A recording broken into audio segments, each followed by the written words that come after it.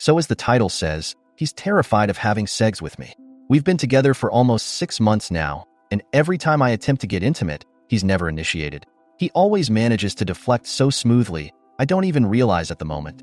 He's fine with kissing and cuddling, and about 50% of the time he just walks up and kisses me while I'm doing something, or just grabs me to cuddle, but if I take it further, he'll change the topic or the mood. Like if we're watching a movie or something, and I start feeling him up, he'll turn it into play wrestling, and after we're done, I'm usually too sweaty or tired to have sex. I'm cool if he's waiting until marriage or something, because other than this one thing, he's an otherwise amazing person, but I just need him to say that. None of this weird deflection stuff that's driving me mad. If at any point, he'd said, I don't want to have sex for X reason, I'd have either accepted it or broken up with him. I've been single long enough to know how to look after myself, so it's not like I need him to sleep with me. We used to only see each other on weekends, but I haven't tried anything since he moved in a month ago because I realized that I just get turned down, and I know how annoying it feels to be harassed into having sex. Before anyone starts with the red flag girl, break up with him, or some crap, he's a great boyfriend in person. He's thoughtful, loving, smart. He's working towards his PhD in biochemistry, and also super attractive. This weekend, we both got kind of drunk, me more than him, and for whatever reason, he was looking so sexy that I couldn't resist myself. He kissed me, and instead of just kissing him back normally, I shoved my hand down his pants. It was like I electrocuted him. He jerked away, and the expression on his face was one of pure terror. And I didn't really realize that until this morning. I just thought I accidentally scratched him down there or something. He just quietly put away the drinks and pushed me to bed. We usually sleep together, but just sleep. I passed out afterward, and I think he slept in the guest bedroom, but I don't know because he's really good at cleaning things up, and I woke up around 1 p.m. with a super hazy memory. The only reason I realized that that night was real was because he fudging flinched when I kissed him after lunch. He made really good scrambled eggs, and he's been a bit more, I guess, wary around me when I hug him or crawl into his lap to cuddle. Normal stuff that he was fine with. Like if my hand even goes near his thighs, he'll shift away or hold my hands or something else. And I don't even know how to bring it up because it's such a weird question. Do I just ask him, why don't you want to have sex with me? From previous experience with my exes, blunt questions usually don't go over well, and I don't want to tank this relationship over something so simple.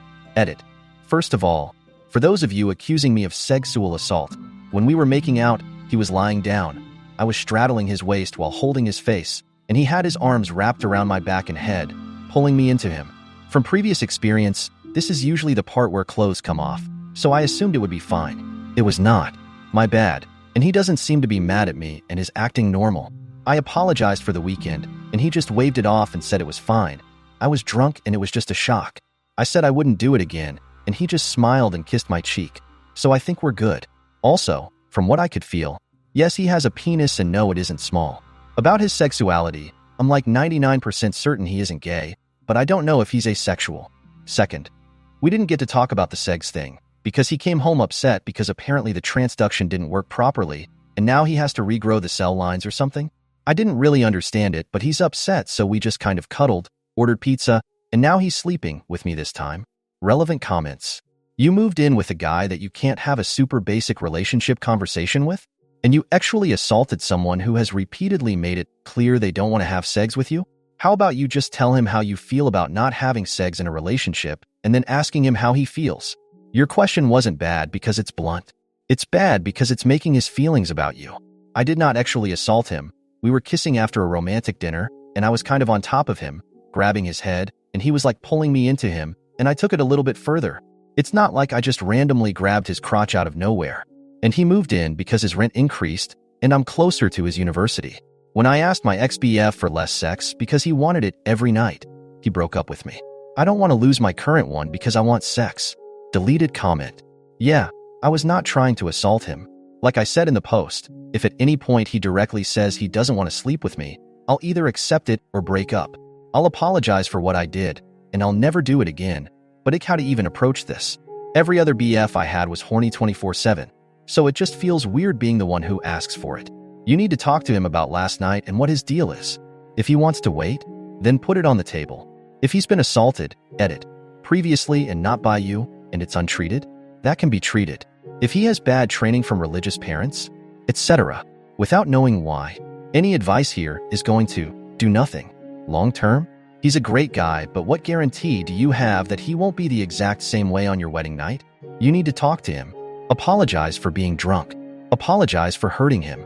Ask what's going on and what you two need to do to move forward, as you're warm for his form and you want to move forward. Update 1. Before we get into the update, I want to answer a few questions. Why did you let him move in? Because his rent was going up by like $250 a month at the end of last year. He would be locked in a 6-month contract, and I own my apartment. I'm giving him a 50% discount on his old rate because of a boyfriend discount I made up. He wanted to pay me the full amount, but I refused, and he decided to do most of the chores around the house, so it's fine. So far, no problems. Why did you never talk about sex before? I just felt super awkward talking about it so clinically, and as one of the commenters mentioned, I wanted sex to happen organically, not because I pestered him into doing it. Now onto the update itself. I started off with an apology about what I did on Saturday again, and he waved it off just like last time, saying that I was drunk and it was just a shock. I still don't believe it was sexual assault like most of you say, and more of me reading the situation wrong, but it was wrong of me to do it when I knew he didn't want to take it any further than kissing. Then I started to poke into why he doesn't want to have sex with me, and like one of the commenters said, I made it more gentle. I said it almost word for word what Lord B would said, and his response broke my heart. Fortunately, it isn't because he's gay, asexual, a virgin, or has a micropenis. He started off by going quiet, and it took a little more probing before he asked me not to laugh, and I feared it was the micropenis, but it was far worse. This man was SA'd twice, once as a teenager by a teacher, which would also be PDF file, and once a few years ago at a party. And both times, no one really took him seriously, and some of them fudging congratulated him on getting with the women. He tried to go to the cops the first time, and they made his life so much of a living hell that his family moved towns. And the second SA was almost just as bad. My boyfriend is a 6 feet 2 inches, somewhat fit, and very attractive man. So the girl who SA'd him at a party basically blackmailed him into having sex with her by saying that she would scream rape, and no one would believe it was him who's innocent. And because no one other than his parents really took the event seriously, he thought that I would laugh at him too. Obviously I didn't, and at this point he was kind of crying, so I just hugged him and we sat there like that for a while. Honestly, the only reason I reacted so calmly was because after reading the comments I prepared myself for him to say he got SA'd. Thanks for that, because I probably would have panicked and ruined my relationship otherwise. I apologized again, now that I knew his history, and he said that it brought back memories, and that's why he reacted like that.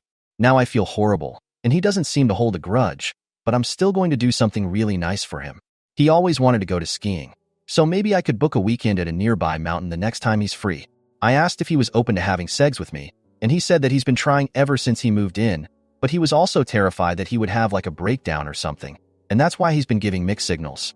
Every time we sleep together, he wants to do more than just sleep, but he's just been afraid.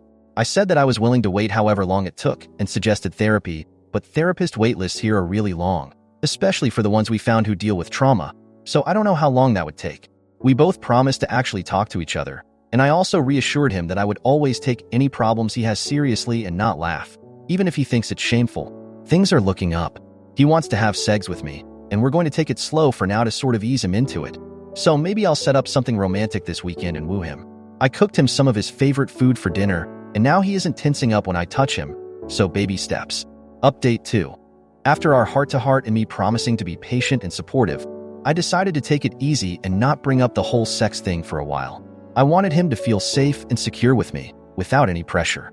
We were doing great, more cuddling, more laughing, more genuinely enjoying each other's company. Then, out of nowhere, last Friday night, he came home super excited. He had a breakthrough with his PhD project, something about genetically modifying bacteria to produce a new antibiotic, and he was on cloud 9. We decided to celebrate, and I thought, hey, perfect opportunity to maybe rekindle some romance without pushing boundaries. So, I made us a fancy dinner, lit some candles, and we popped open a bottle of wine. Everything was going smoothly until we got to the dessert, his favorite, chocolate lava cake. As soon as he took the first bite, he got this strange look on his face. I thought maybe I messed up the recipe, but no, it was something else entirely. He put down his fork, looked me dead in the eye, and said, "We need to talk." My heart dropped. Here I was, thinking everything was going perfectly, and now this ominous, "we need to talk" moment. He reached across the table, took my hand, and said, "I've been seeing a therapist." Apparently, while I was planning our romantic evening, he had secretly been seeing a therapist on campus. He managed to get into an emergency slot that a friend hooked him up with. He wanted to work through his issues on his own before telling me, to see if he could make progress. And he did. He said the therapist helped him understand his trauma better and gave him coping mechanisms. He realized that he's been associating sex with danger and fear, but he genuinely wants to work past it with me. Then, out of nowhere, he said, "I think I'm ready to try again, if you're okay with it." I was stunned. Here was this amazing guy, who'd been through so much, telling me he was ready to face his fears head-on. Of course, I said yes, but with the caveat that we'd go as slow as he needed. He agreed, and we just held each other for a while, both of us feeling a mix of relief and anticipation. Fast forward to Saturday night, we set up this really romantic atmosphere. Soft music, candles, the works. It felt like the first time all over again. We started slow, just kissing and touching, and I could tell he was nervous, but also determined. We kept checking in with each other, making sure everything was okay. Then, just as things were heating up, we heard this loud bang from the kitchen. We both jumped up, completely startled. Turns out, the cat knocked over a pot from the counter, causing a mini heart attack for both of us. We burst out laughing, the tension completely broken. It was such a ridiculous moment that we just couldn't stop giggling. We didn't end up having sex that night, but it was still an incredibly intimate moment. We laughed, talked, and eventually fell asleep in each other's arms, feeling closer than ever. The next morning, we decided to spend the day just being together. No pressure, no expectations. So, yeah, no grand climax, pun intended, but we're getting there. Baby steps, like I said, and honestly, I'm okay with that. I'm just happy we're moving forward together. And for those of you wondering about the skiing trip, we're planning it for next month. Can't wait to share that adventure with you all. Update 3. Hey everyone. It's been a couple of weeks since my last update, and wow, things have escalated in a way I never saw coming. After our hilarious non-sexual but super intimate night, we've been in a really good place. We continued our baby steps, and every night felt a bit more connected. But, of course, life threw us a curveball just as things were getting good. Last weekend, we decided to go for a spontaneous road trip to a nearby town known for its beautiful hiking trails. It was supposed to be a relaxing getaway, just the two of us in nature. We packed some snacks, threw our hiking boots in the trunk, and off we went. The drive was perfect, singing along to old school hits, sharing stories from our childhood, and just enjoying each other's company. When we got to the trailhead, we were both excited to disconnect from everything and just be with each other.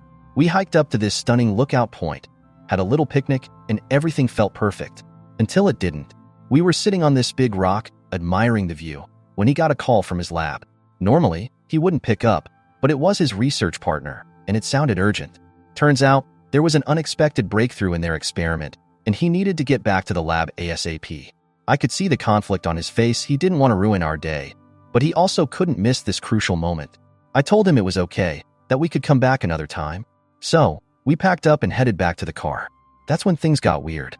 As we were walking back, we heard voices shouting from a distance. We couldn't make out what they were saying, but it sounded like someone was in trouble. Without thinking, we both started running toward the sound. We found a group of hikers clustered around a man who had slipped and fallen down a steep slope. He was in bad shape, bleeding and barely conscious. My boyfriend's biochemistry PhD skills came in handy. He quickly took charge, instructing people to call for help and using his shirt to apply pressure to the guy's wounds. I was freaking out, but he was calm and collected, handling the situation like a pro. Eventually, the paramedics arrived, and they took over.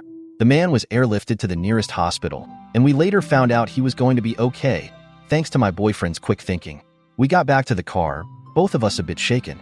The adrenaline rush was wearing off, and reality was setting in. My boyfriend turned to me, and without missing a beat, said, "This kind of stuff is why I love you. You're always there, ready to help, no matter what." It was such a heartfelt moment. I almost cried.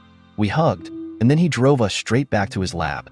I hung out in his office while he worked, feeling more connected to him than ever. That night, after he wrapped up his work, we headed home, and something shifted. He seemed more relaxed, more at ease with himself.